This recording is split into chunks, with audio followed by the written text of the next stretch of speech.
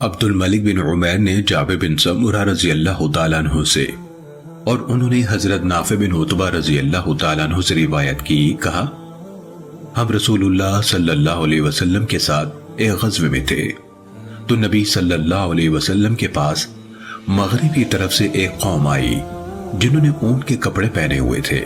وہ ٹیلے کے پاس آ کر آپ صلی اللہ علیہ وسلم سے ملے۔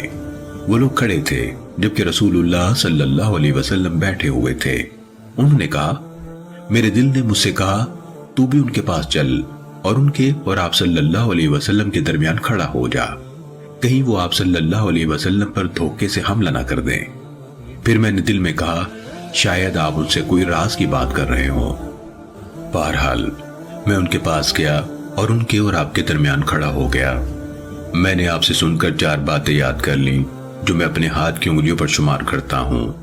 آپ صلی اللہ علیہ وسلم نے فرمایا، تم لوگ جزیرہ عرب میں کفر کے خلاف جنگ کرو گے تو اللہ اسے تمہارے لیے فتح کرا دے گا۔ پھر فارس سے جنگ کرو گے تو اللہ اسے فتح کرا دے گا۔ پھر تم اہل روم سے جنگ کرو گے تو اللہ اسے فتح کرا دے گا۔ پھر تم دجال سے جنگ کرو گے تو اللہ تمہیں اس پر بھی فتح عطا کرے گا۔ جابر بن سمرہ رضی اللہ تعالیٰ عنہ نے کہا، نافع رضی اللہ تعالیٰ عنہ نے مجھے مخاطب کرتے ہوئے کہا، جابر ہم نہیں سمجھتے کہ اہل روم پر فتح حاصل ہونے سے پہلے دجال ظاہر ہوگا۔ صحیح مسلم۔ سفیان بن عیینہ نے فرات قزاز سے، انہوں نے ابو طفیل رضی اللہ تعالیٰ عنہ سے اور انہوں نے حضرت حذیفہ بن اسید غفاری رضی اللہ تعالیٰ عنہ سے روایت کی، کہا ہم باتیں کر رہے تھے تو نبی صلی اللہ علیہ وسلم نے اوپر سے ہمیں جھانک کر دیکھا اور فرمایا، تم کیا باتیں کر رہے ہو؟ ہم نے عرض کی، ہم قیامت کا ذکر کر رہے ہیں۔ آپ نے فرمایا، قیامت نہیں آئے گی یہاں تک کہ تم اس سے پہلے 10 نشانیاں دیکھ لو گے۔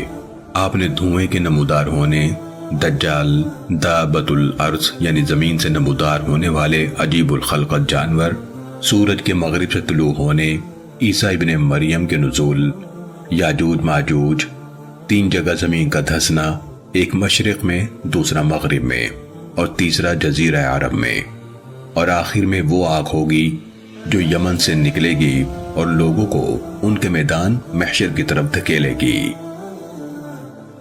صحیح مسلم۔